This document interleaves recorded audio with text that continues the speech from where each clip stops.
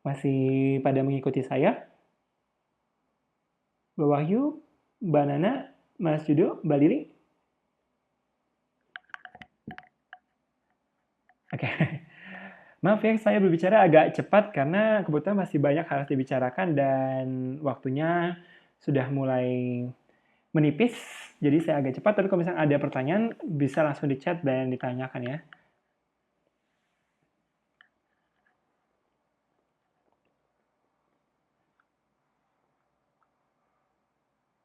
Oke, baik. Saya lanjutkan ya, kalau gitu Mas dan Mbak. Jangan sungkan untuk mengechat kalau misalkan ada pertanyaan ya. Oke, kita akan masuk ke teori komunikasi organisasi. Jadi berbeda dengan komunikasi kelompok, komunikasi organisasi itu komunikasi antar manusia yang terjadi dalam konteksnya organisasi. Jadi kalau di organisasi pasti ada struktur yang lebih formal dari sekedar kelompok. Arus komunikasi dalam organisasi bisa terjadi secara vertikal, bisa juga horizontal, serta upward atau downward. Jadi kalau komunikasi vertikal, sorry, saya lupa deh, vertikal itu mendatar atau menurun ya? Ada teman-teman yang bisa bantu saya kalau vertikal itu mendatar atau menurun ya?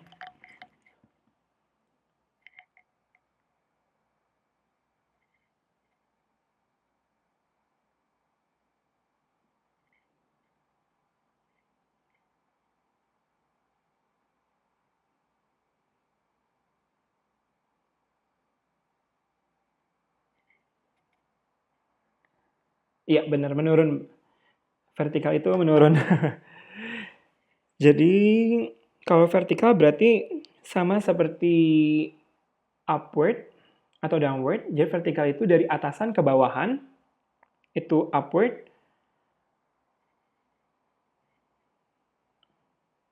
atau juga, sorry, upward itu dari bawahan ke atasan, downward itu dari atasan ke bawahan. Jadi vertikal itu ketika kita berbicara dengan orang yang tingkatan atau posisinya berbeda dengan kita.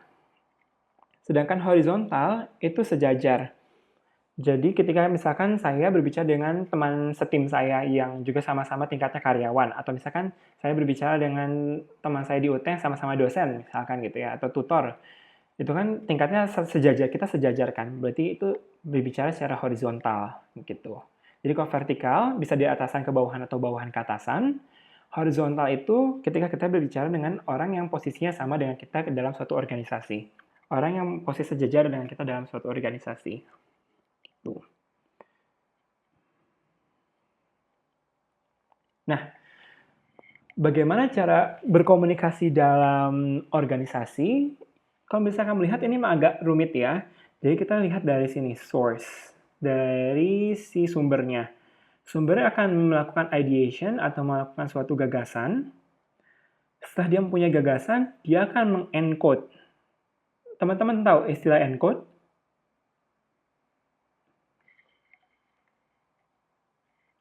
Sudah pernah dengar sebelumnya istilah encode dan decode?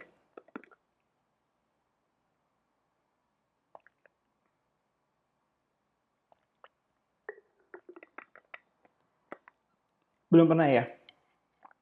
Kalau sumber itu kan source, kalau ideation itu gagasan.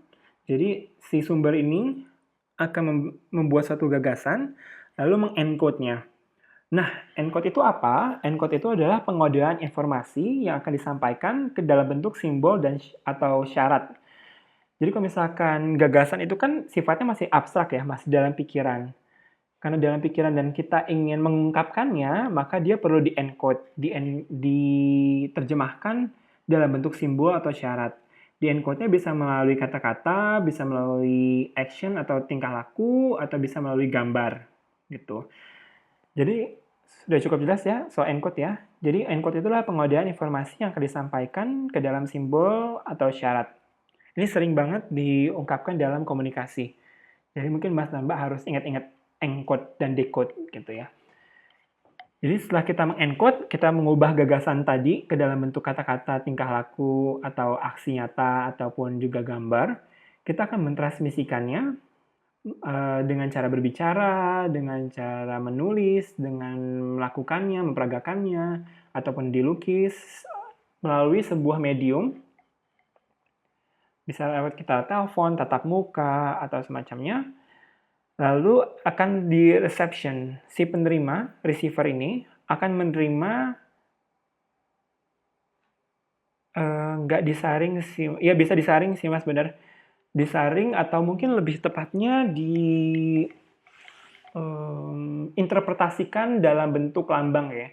Dituangkan pengkodean gitu. Iya, kurang lebih disimpulkan gagasannya dalam suatu bentuk supaya nanti penerimanya lebih mudah menerimanya. Gitu. Jadi setelah di-encode, setelah dituangkan dalam bentuk kata-kata atau gambar atau perilaku, gagasan kita ditransmisikan melalui sebuah medium, bisa tatap muka, bisa lewat telepon, bisa lewat memo, bisa lewat tulisan, lalu akan diterima, reception, diterima oleh siapa? Receiver, penerimanya. Si receiver ini setelah menerima pesan kita tadi, dia akan melakukan decode. Jadi decode ini lawannya encode. Kalau encode itu lebih ke memproduksi pengkodean informasi, decode ini adalah proses penginterpretasian pesan menjadi informasi yang penting. Jadi kita mendecode dengan membaca, mendengarkan, melihat, gitu ya, dari pesan-pesan itu, gitu. Setelah kita bisa menginterpretasikan atau menerjemahkan makna yang disampaikan oleh subjek atau pembicara, kita akan melakukan feedback, akan memberikan timbal balik, dan timbal balik kita akan di-decode lagi untuk diterima oleh source. Saya mungkin berikan contohnya ya. Misalkan ketika saya ingin menyampaikan perkuliahan kepada teman-teman, saya sebagai source, saya sebagai sumber, saya akan melihat atau mencari materi apa yang akan saya sampaikan kepada teman-teman. Setelah saya tahu materi apa yang mau saya sampaikan teman-teman, setelah saya melakukan proses ideation ini, saya akan mengencode materi-materi tadi, menerjemahkan materi-materi tadi dalam bentuk slide, dalam bentuk presentasi, encode-nya. Setelah itu saya mentransmisikan materi saya dengan berbicara kepada teman-teman dan juga dengan menunjukkan kepada teman-teman melalui Skype ini. Lalu teman-teman menerima lagi pesan saya, menerima materi saya dengan mendengarkan dan juga dengan membaca slide saya. Lalu teman-teman memahami, melakukan proses decoding, mencoba menginterpretasikan pesan atau materi yang saya sampaikan. Sesudah teman-teman menginterpretasikan pesan tadi, setelah teman-teman melakukan decoding, setelah teman-teman memahami pesannya, teman-teman akan mencoba menyampaikan pesan lagi. Misalkan teman-teman ada punya pertanyaan, teman-teman mengencode lagi pertanyaannya, menuangkan kembali pertanyaan teman-teman ke chatroom, dan mengetiknya, mengubah pertanyaannya dalam bentuk kata-kata, mengetiknya dalam chatroom, dan pertanyaan yang teman-teman sampaikan adalah feedback, adalah efek, adalah timbal balik dari komunikasi yang teman-teman lakukan. Setelah teman-teman mengencode pertanyaannya, menuangkan pertanyaan teman-teman dalam bentuk kata-kata, saya menerima pesan teman-teman, menerima feedback teman-teman, menerima pertanyaan teman-teman, dan saya akan mendecode kembali, menginterpretasikan pertanyaan teman-teman kembali. Dan itu akan tertuang lagi, keulang lagi, ke encode, lalu saya akan mencoba menjawab pertanyaan teman-teman, dan itu akan terus berlangsung, berulang-ulang seperti itu. Kurang lebih seperti itu teman-teman. Cukup mudah dimengerti?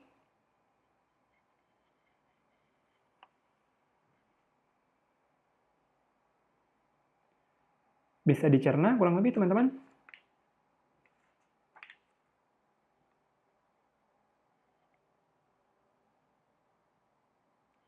Ya. Bisa ya. Kalau misalkan kurang jelas, bisa tanyakan lagi ke saya. Oke. Dalam teori, komunikasi organisasi ada satu teori yang sering digunakan, yaitu teori integratif. Jadi dari teori integratif ini melihat bahwa organisasi adalah struktur yang diciptakan melalui komunikasi.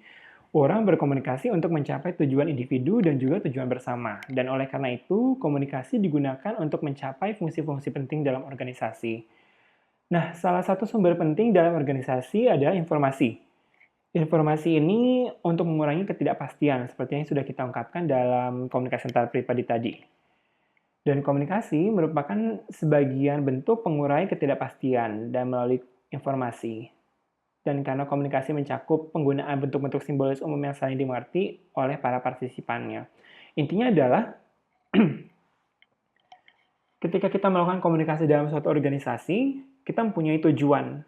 Dan untuk meraih tujuan tersebut, kita perlu membagikan informasi untuk mengurangi ketidakpastian agar kita bisa mencapai tujuan kita. Karena kalau misalkan ada ketidakpastian terjadi di antara kita, kita tidak bisa melakukan integrasi, kita tidak bisa bersatu. Dan ketidakpastian ini bisa menjadi batu sandungan kita untuk meraih tujuan kita dalam suatu organisasi. Kurang lebih seperti itu. Dan dalam komunikasi organisasi ada 3 dimensi kerangka struktural fungsional. Yang pertama adalah system level. Jadi ketika kita berbicara dalam organisasi, awalnya adalah dari individu, dari kita akan melakukan diadik. Diadik ini adalah komunikasi yang dilakukan 2 orang, atau komunikasi antara pribadi. Kalau kita komunikasi antar organisasi, nggak mungkin juga dong kita ngomong langsung ke sekian banyak orang. Biasanya kita akan berbicara dulu sama teman kita, misalkan. Setelah itu baru kita akan berkomunikasi secara kelompok. Setelah kita berbicara sekelompok, kumpulan-kumpulan diadik, kita baru akan berbicara secara organisasi. Jadi inilah adalah sistem level ketika kita melakukan komunikasi, sebelum kita bisa sampai ke komunikasi organisasi. Makanya kalau misalnya teman-teman sadar, modul ini disusun juga berdasarkan sistem level ini. Kita tadi ngomongin intrapribadi dulu, baru kita ngomongin komunikasi antar pribadi, baru kita ngomongin komunikasi kelompok, dan baru sekarang kita menjajaki komunikasi organisasi. Karena memang levelnya yang paling bawah adalah level individu, level diadik, level kelompok, baru level organisasi. Gitu. Nah, selain itu, apa sih fungsi dari komunikasi organisasi ini? Yang pertama adalah untuk produksi, pengarahan, koordinasi, dan kontrol terhadap aktivitas organisasi. Lalu juga komunikasi dalam setiap level itu penting untuk inovasi, untuk membangkitkan atau mendorong perubahan dan gagasan baru dalam sebuah sistem. Dan terakhir adalah pemeliharaan, untuk melindungi nilai-nilai individual dan hubungan antar pribadi yang dibutuhkan untuk mempertahankan sistem itu. Dan yang terakhir, dalam suatu organisasi, itu apa sih ada struktur? Yaitu berkaitan dengan tumbuhnya pola-pola dan aturan-aturan dalam penyampaian pesan. Struktur itu bisa struktur komunikasi, pola-pola interaksi yang terjadi di dalam kelompok, struktur kekuasaan, siapa yang memiliki kekuasaan atas siapa, dan juga struktur kepemimpinan. Di story ini banyak banget typonya ya. Distribusi pesan di dalam kelompok, terutama peran-peran yang berhubungan dengan pengaruh antar pribadi dari para anggota kelompok. Maaf, ini agak banyak typonya, nanti coba saya revisi lagi dan saya sampaikan lagi ke teman-teman. Sejauh ini ada pertanyaan?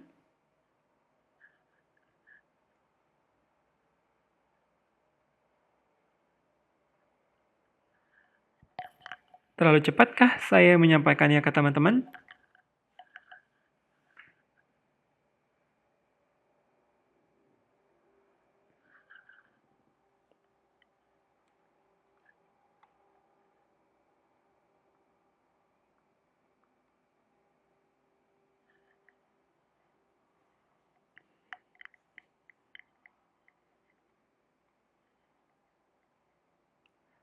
Iya, benar Mbak Nana. Mohon maaf ya kalau misalkan terlalu cepat, tapi kalau misalkan memang teman-teman ada pertanyaan, bisa tanyakan ke saya, akan coba saya jawab. Kalaupun memang kita tidak bisa mengcovernya hari ini, saya tidak bisa jawab pertanyaan teman-teman hari ini, saya akan tetap jawab pertanyaan teman-teman di luar pertemuan kita.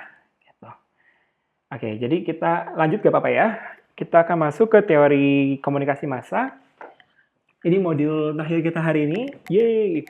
Jadi, komunikasi massa ini karena berbicara tentang massa, ada 3 hal pasti yang akan sering dibahas mengenai media massa. Karena massa, untuk berbicara pada massa itu banyak orang, itu kita membutuhkan suatu medium yang bisa menyebarkan pesan untuk banyak orang, dan medium tersebut adalah media. Dan teori komunikasi massa biasa melihat efek dari media tersebut dan pastinya akan ada audiens di dalamnya. Jadi ini 3 elemen dalam teori komunikasi massa: media, efek, dan juga audiens. Audiens itu adalah penikmat dari media tersebut ya. Nah, ini adalah salah satu teori yang sangat penting dan juga sangat sering untuk ilmu komunikasian. Formula Lasswell. Sorry, ini typo juga. Seharusnya S-nya 2. Lasswell. Lasswell membuat formula dalam ilmu komunikasi yaitu who says what, in which channel, to whom, with what effect. Siapa, berkata apa, melalui medium apa, kepada siapa, dengan timbal balik apa.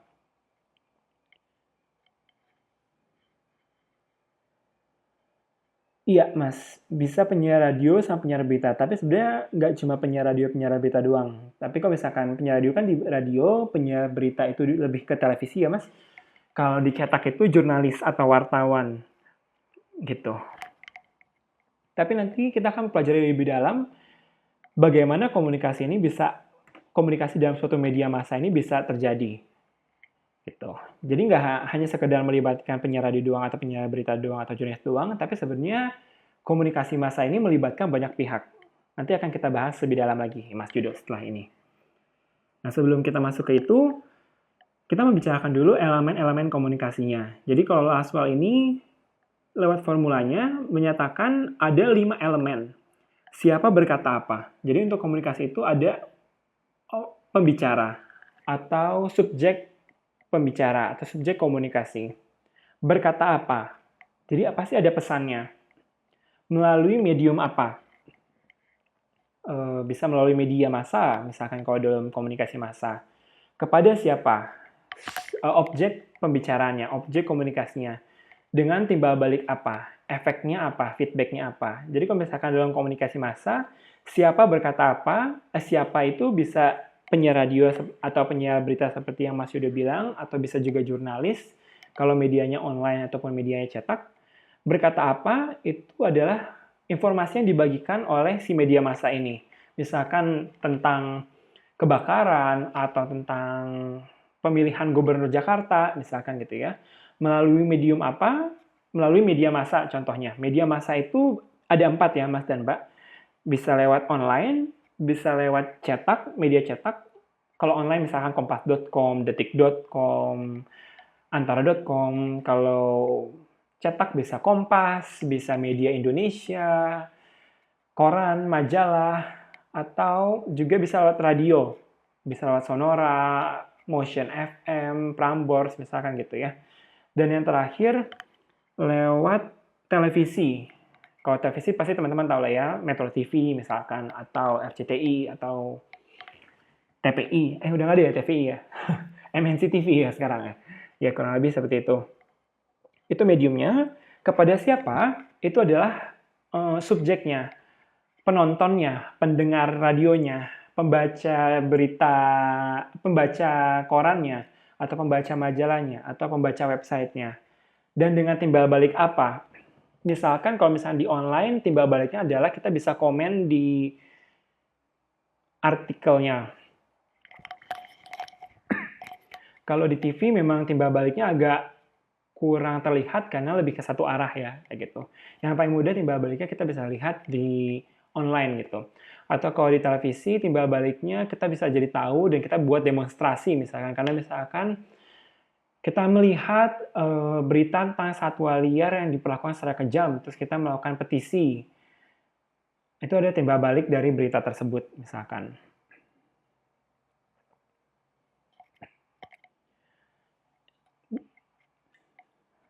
Ada pertanyaan, Mbak Nana?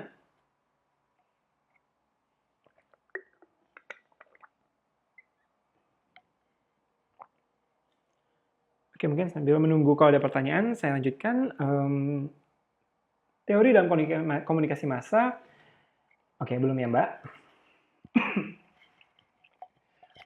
Ada satu teori namanya teori transmisi pesan. Jadi, komunikasi digambarkan sebagai suatu proses yang linear dan searah, yaitu proses di mana pesan diibaratkan mengalir dari sumber dengan melalui beberapa komponen menuju tujuan.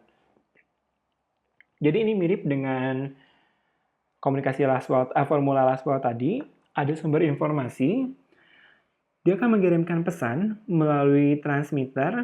Transmitter itu misalkan kalau TV melalui antena, mengirimkan sinyal-sinyal, lalu sinyal itu akan diterima oleh kita sebagai penonton TV itu, sehingga kita bisa menerima pesannya, dan kita bisa mencapai tujuannya.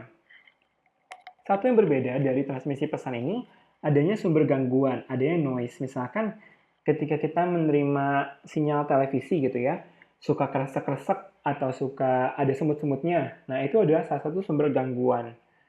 Dan sebenarnya proses transmisi pesan ini tidak hanya bisa terjadi di komunikasi massal, tapi juga bisa terjadi di komunikasi antar pribadi. Contoh ketika saya lagi bercakap-cakap dengan teman saya sebagai sumber informasi memberikan informasi ke teman saya, ditransmisikan melalui kata-kata, lalu diterima oleh teman saya, dan teman saya akan menerima pesan itu. Nah, gangguannya bisa berupa lingkungan sekitar. Misalkan itu lagi berisik, lagi gaduh, gitu ya. Itu juga termasuk noise atau gangguan dalam komunikasi. Begitu. Nah, De Fleur ini juga melanjutkan teori yang sebelumnya. Dia membuat sesuatu kerangka teori yang lebih kompleks lagi dibanding teori transmisi pesan sebelumnya. Yang penting di sini adalah adanya umpan balik dari media massa. Tapi sebenarnya teori ini saya kurang setuju sebenarnya dengan teori De Fleur ini karena umpan balik dalam suatu media massa itu sangat terbatas. Misalkan kita sebagai audiens kita mau memfeedback penyiar berita di televisi. Gimana cara kita bisa memberitahu penyiar berita di televisi apa yang kita ingin sampaikan? Itu kan susah, karena misalkan televisi itu lebih bersifat satu arah. Jadi sebenarnya umpan balik ataupun feedback yang dilakukan dari audiens itu akan sangat terbatas dalam komunikasi massa, kecuali itu dilakukan oleh radio atau online. Karena radio biasanya ada interaktifnya. Kita bisa SMS atau misalnya kita bisa nge-tweet ke mereka gitu ya. Televisi mungkin bisa kita lakukan ketika mereka melakukan siaran live gitu. Karena sering ya kalau sekarang televisi tweet kita dimunculkan atau kita SMS dimunculkan di TV gitu ya. Tapi emang televisi itu sangat susah untuk kita memberikan feedback sebagai audiens gitu. Ya, setuju ya Mas Yudo ya? Nah, berikutnya adalah teori koorientasi.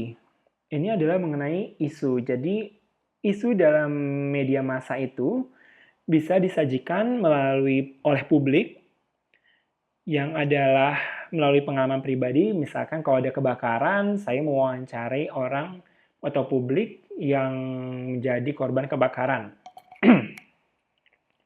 Lalu elit, ini maksudnya adalah orang-orang penting, misalkan sumber beritanya adalah ketua DPR, atau misalkan ketua partai politik, atau misalkan presiden. Dan disajikan oleh media. Dan publik tidak hanya berperan sebagai sumber, tapi juga bisa sebagai audiens atau penerima pesan itu. Nah, dari teori koorientasi ini sendiri sebenarnya ada kelanjutannya, bahwa media massa itu tidak hanya dipengaruhi oleh elit dan juga tidak hanya dipengaruhi oleh publik untuk mengangkat sebuah isu, tapi sebenarnya dipengaruhi oleh 4 hal.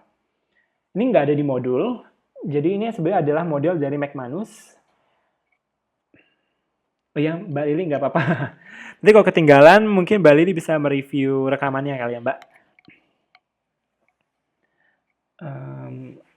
Nah, saya coba lanjut lagi ya. Jadi McManus ini nggak ada di modul sekali lagi, jadi ini saya coba tambahkan sendiri, bahwa sebenarnya isu yang diangkat dari media itu nggak hanya sekedar dari elit politik atau elit-elit tertentu, atau dari pengalaman publik, tetapi ada dari 4 hal. Yang pertama ini sumber itu dari tadi elit politik, yang kedua audience, dari si penonton atau pengalaman pribadi penonton, dari advertiser, dari pengiklan. Karena kadang media itu juga memberikan iklan kan ya. Kalau kita nonton televisi tiba-tiba ada iklan. Iklan itu kan juga sebenarnya sebuah isu atau sebuah pesan kan. Jadi bisa dikomunikasikan oleh oleh pengiklan. Dan juga yang terakhir adalah owner atau pemilik. Karena kita tahu sekarang misalkan Metro TV milik Surya Paloh, pasti Surya Paloh juga ingin isu-isu kepentingannya sebagai pemilik juga dimasukkan kan. Makanya kalau kita nonton Metro TV suka ada berita tentang Partai Nasdem atau misalkan kita nonton MNC suka ada berita tentang Partai Perindo misalkan semacam itu. Jadi owner atau pemilik media itu juga akan mempengaruhi isu yang diangkat oleh media tersebut gitu. Jadi ini sebenarnya adalah kelanjutan dari koorientasi. Ada 4 hal yang mempengaruhi isu yang diangkat oleh media. Elit politik sebagai sumber, nggak cuma elit politik, tapi pemuka masyarakat, kita bisa bilang begitu. Audience atau publik, advertiser atau pengiklan, dan juga owner atau pemilik media tersebut. Nah, ini dirangkum dalam model McManus. Dan berikutnya, salah satu teori yang penting dalam komunikasi massa, nggak penting maksudnya, teori yang cukup populer dalam komunikasi massa adalah jarum hipodermik. Jadi jarum hipodermik pada hakikatnya adalah model komunikasi searah berdasarkan anggapan bahwa media massa memiliki pengaruh langsung, segera, dan sangat menentukan kepada audiens. Media massa merupakan gambaran dari jarum raksasa yang menyuntik audiens yang pasif. Dan pada umumnya, halayak dianggap hanya sekumpulan orang yang homogen dan juga mudah dipengaruhi. Jadi, jarum hipodermik ini juga disebut teori peluru. Dia melihat bahwa kita semua ini sama.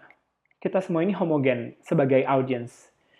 Jadi, apapun yang disuntikan oleh media, kita pasti akan menerimanya begitu saja. Iya, kalau jarum suntik di rumah sakit, Mbak Nana. Ini jarum hipodermik. Mirip-mirip lah, mirip-mirip. Intinya kita disuntikan apapun itu, kita menerima begitu saja. Pasrah aja gitu ya. Jadi di sini kita nggak bisa menyaring informasi dari media massa. Dan setelah itu muncullah komunikasi 2 tahap. Jadi sebenarnya ini semacam mengikis teori jarum hipodermik.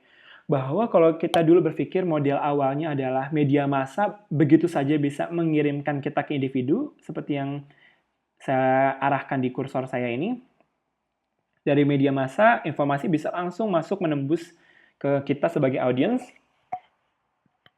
Model komunikasi 2 tahap itu sebelum berita dari media-media itu masuk ke individu-individu, itu biasanya juga bisa masuk ke pemuka pendapat. Jadi contohnya ketika saya membagikan pesan kepada teman-teman gitu ya. Saya sebagai pemuka pendapat karena saya sebagai tutor di sini misalkan membagikan berita tentang perkembangan pemilu di Jakarta, misalkan gitu.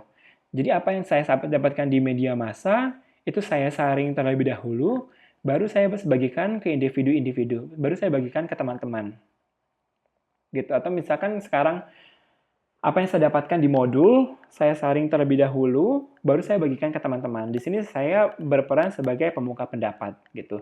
Jadi dari model ini dipahami bahwa kita tuh tidak serta-merta menerima pesan begitu saja, tapi ada penyaring dari penerimaan pesan tersebut, begitu. Lalu ini juga salah satu teori yang penting di teori komunikasi massa, agenda setting. Kemampuan dari media untuk memengaruhi sebuah topik menjadi agenda publik dengan cara memberitakan suatu topik dengan lebih sering atau lebih menonjol, sehingga audiens akan menganggap suatu topik atau isu tersebut ada sesuatu yang penting. Contohnya, ketika suatu media, misalkan Koran Kompas gitu ya, dia setiap pagi itu pasti akan melakukan rapat redaksi. Dia akan melihat topik apa yang kira-kira akan diangkat untuk edisi Kompas berikutnya. Topik apa yang kira-kira teman-teman jurnalis harus meliput hari itu. Jadi media ini bisa memilih topik mana yang penting dan yang akan diangkat yang kira-kira halayak luas itu harus tahu. Jadi kalau kita sadari, media itu bisa bisa mengatur kira-kira topik apa yang harus menjadi pusat perhatian masyarakat saat ini. Gitu. Misalkan saat ini topik yang diagendakan adalah mengenai isu pemilihan gubernur Jakarta, misalkan gitu ya. Semua media akan mengcover topik itu, sehingga kelihatannya isu dari pemilihan gubernur Jakarta ini adalah sesuatu yang sangat penting, gitu. Jadi agendanya adalah isu tentang pemilihan gubernur Jakarta, begitu. Jadi media itu punya kekuatan untuk mengatur topik mana yang kira-kira penting untuk diketahui oleh khalayak luas. Iya, berita hangat gitu. Tapi berita hangat itu kan bersifatnya luas ya Mbak Nana.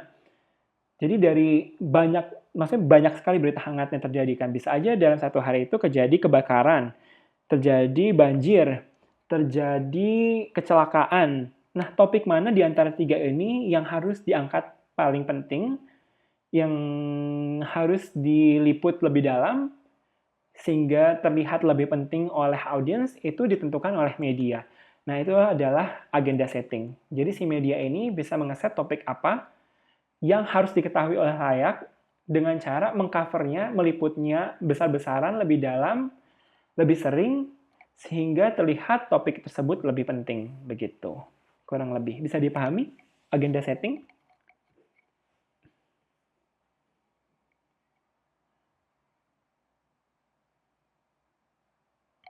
Halo, teman-teman? Bisa dipahami agenda settingnya? Oke. Baik. Oke, kalau gitu saya lanjutkan ya. Yang terakhir, ini sebenarnya modul terakhir ya. Iya. Ini teori terakhir di komunikasi massa, uses and gratification. Nah, seperti yang saya sudah bilang sebelumnya, sebenarnya di awal-awal, uses and gratification itu merupakan suatu teori yang sangat umum, dan teori ini menggambarkan mengapa dan bagaimana seseorang secara aktif mencari media tertentu untuk memuaskan kebutuhannya. Jadi, audiens itu memiliki power atau kekuatan akan konsumsi medianya dan dapat memilih media apa yang mereka inginkan untuk memenuhi kebutuhannya. Jadi uses and gratification ini adalah teori kebalikan dari jarum hipodermik. Kalau jarum hipodermik itu menganggap media itu punya kekuatan untuk menyuntikkan berita apa yang harus konsumsi oleh media, uses gratification ini kebalikannya, bahwa audiens ini mempunyai kekuatan untuk memilih media apa yang kita inginkan. Dan uses gratification ini sebenarnya bisa mematahkan teori sebelumnya, yaitu teori jarum hipodermik. Karena memang pada kenyataannya, kita bisa memilih, apalagi dengan perkembangan teknologi sekarang, media digital sekarang, kita bisa memilih, oh saya pengen Google mengenai perkembangan Gubernur Jakarta, gitu. Saya bisa mencari artikel seputar itu saja. Kalau dulu ketika belum ada online, kita hanya bisa tahu berita yang disiarkan oleh televisi. Kita nggak bisa kan memilih di televisi. Oh, saya mau tahu teori tentang, saya mau tahu berita tentang banjir di Bekasi. Tapi karena televisi kita nggak bisa merequest kan ya.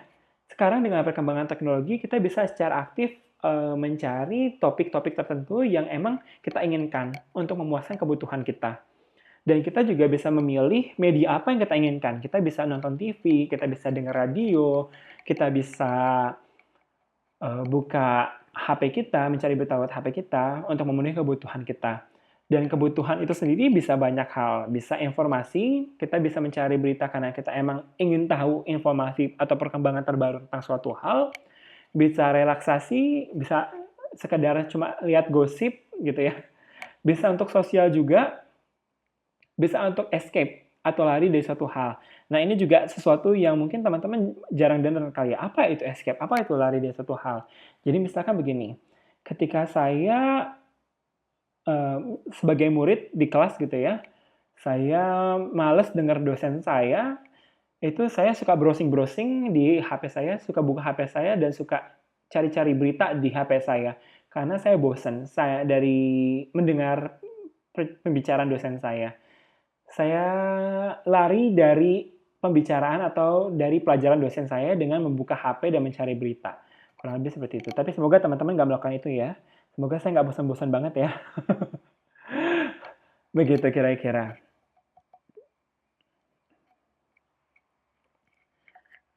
Ya, Mbak Nana mau nanya? Oh, baik-baik ya.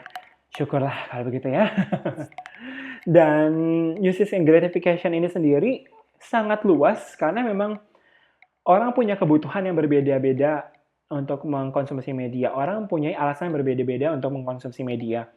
Makanya akhirnya banyak teori-teori perkembangannya, yaitu teori planned behavior, teori reason action, dan saya nggak akan bahas di pertemuan ini. Kalau misalkan memang teman-teman ingin tahu lebih dalam mengenai usage and gamification, teman-teman bisa chat di Facebook kita dan kita bisa diskusikan lagi lebih mendalam tentang teori itu.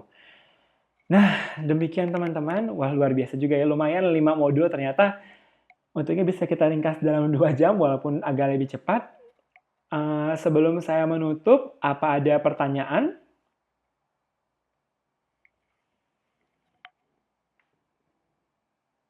Mbak Nana, Mbak Lili, Mas Yudo, Mbak Wahyu, apa ada pertanyaan?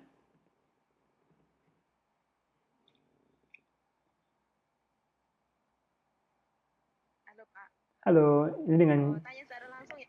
Oh iya, boleh Mbak. Ngetik lamaan. Iya Mbak Nana, silakan Mbak.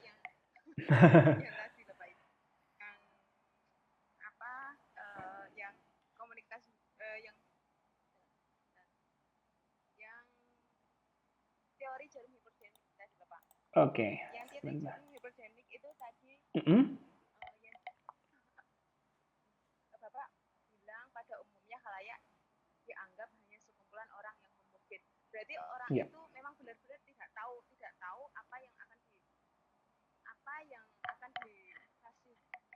apa yang akan disuntikan pada orang itu. Maksudnya orang itu tuh oh ya oke iya kayak gitu nganut kan sama itunya ya Pak ya. Iya, betul Mbak. Sama apa yang dikabarkan oleh medianya. Oleh medianya. Iya, gitu. Kenapa bisa kayak gitu Mbak? Karena memang perkembangannya gini Mbak. Jadi jarum hipodermik itu kan sudah ada dari zaman dulu ketika masyarakat hanya dapat berita dari televisi. Ketika kita mendapatkan berita dari televisi, kita kan nggak bisa memilih berita apa yang kita inginkan kan. Media pokoknya mau nggak mau, inilah beritanya yang disiarkan gitu. Penting nggak penting, inilah berita yang disediakan oleh media. Dan kita sebagai audiens saat itu nggak bisa punya power untuk memilih berita apa yang kita inginkan. Akhirnya kita menerima saja berita yang dari media tersebut. Makanya muncullah teori jarum hipodermik ini, kurang lebih seperti itu. Itu contoh dari jarum hipodermik gitu, Mbak. Cukup jelas, Mbak.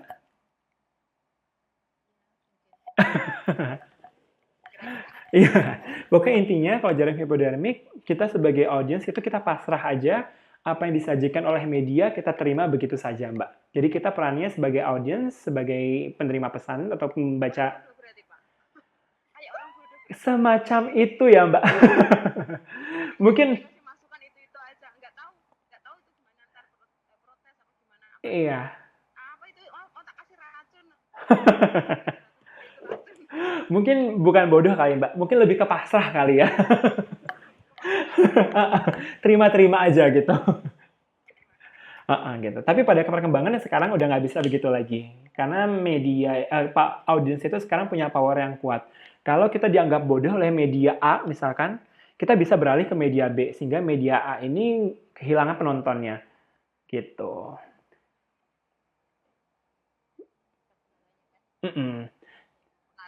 Betul. Jadi emang kalau perkembangannya, sebenarnya ini kalau kita mau ngomongin teori lain ya, dulu itu ada namanya teori gatekeeping. Jadi jurnalis itu berperan sangat penting untuk mengontrol berita apa yang kita bisa konsumsi, yang audiens bisa konsumsi. Jadi jurnalis itu gate gitu kan gerbang ya. Jurnalis itu sebagai gerbang untuk menyaring topik-topik atau berita-berita apa yang ingin mereka tulis atau mereka siarkan untuk dikonsumsi oleh audiens. Dulu begitu Mbak perkembangannya. Jadi dulu mirip lah gatekeeping sama jarum kipernya. Iya, kipernya adalah si jurnalis, si media itu. Jadi mirip kan sama jarum hipodermik. Ya, tapi pada perkembangannya sekarang gatekeeping itu diganti sama gate watching. Jadi jurnalis itu nggak bisa menjadi kiper lagi. Nggak bisa memfilter lagi, nggak bisa mensaring lagi berita apa yang kita konsumsi. Tapi jurnalis lebih ke arah melihat. Karena sekarang audiens bisa bahkan membuat sendiri beritanya. Contoh blogger-blogger gitu ya. Atau mungkin sekarang saya bisa menulis berita di sosial media saya gitu. Jadi jurnalis tidak bisa lagi mengkontrol berita apa yang dikonsumsi oleh khalayak, tapi sekarang audiens bahkan bisa membuat berita, sedangkan jurnalis hanya sifatnya mengevaluasi atau misalkan ada berita yang penting atau sumber-sumber yang penting dari sosial media, dia jabarkan gitu. Ya betul, dijabarkan. Gitu. Karena sekarang audiens perannya bisa lebih aktif dibanding dulu audiens yang perannya pasif. Begitu, Mbak. Siap, Mbak Nana. Selanjutnya menyusul. Siap-siap. Kalau ada pertanyaan lagi, Selfie udah malam. nggak apa-apa. Kalau misalkan ada pertanyaan, nggak apa-apa diajukan. Kalau misalkan emang nggak mau sekarang, kalau misalkan juga Mbak dan Masnya capek, bisa kita di Facebook, lanjut di Facebook, kita bisa bicarakan di Facebook juga gitu. Tenang Mbak, kalau misalkan ada pertanyaan, silahkan tanyakan lagi aja, nggak apa-apa. Udah malam, kasihan Pak. Tahu diri Pak ini. Nggak apa-apa, nggak apa-apa. Saya senang kok kalau ada pertanyaan. Jadi kan kesannya disimak baik-baik gitu kan. Saya ngomongnya nggak sia-sia gitu kesannya. Ya, itu nggak beruntung ada yang kelewatan soalnya. Oh, oke. Namanya di sini jaga orang tua ya Pak ya, pulang kemari kayak gitu. Siap, nggak apa-apa Mbak Nana. Mungkin pertanyaan Mbak Nana, kalau ada pertanyaan lagi, kita bisa lanjut chat di Facebook. Oke, oke. Oh, udah tepar juga ya, balik. Oke, baik kalau gitu. Mungkin untuk pertemuan kali ini saya tutup. Terima kasih banyak Mbak Nana, Mbak Lili, Mbak Wahyu, Mas Yudo untuk kesediaannya hadir hari ini. Mohon maaf kalau misalkan ada yang kurang dari pertemuan hari ini. Atau mungkin karena saya ini kurang lebih extend 15 menit ya. Karena banyak yang dibahas, mohon maaf. Semoga pertemuan berikutnya kita bisa lebih baik lagi. Dan kalau misalkan ada evaluasi, ada masukan, bisa segera dibicarakan kepada saya supaya kita pertemuan berikutnya bisa lebih efektif lagi. Gitu. Oke, jadi saya akhiri sampai ya terima kasih Mbak Nana, Mbak Lili.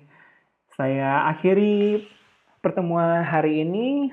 Terima kasih banyak. Selamat malam Mbak Mas. Selamat beristirahat. Senang bisa bercakap-cakap hari ini. Semoga bermanfaat ya.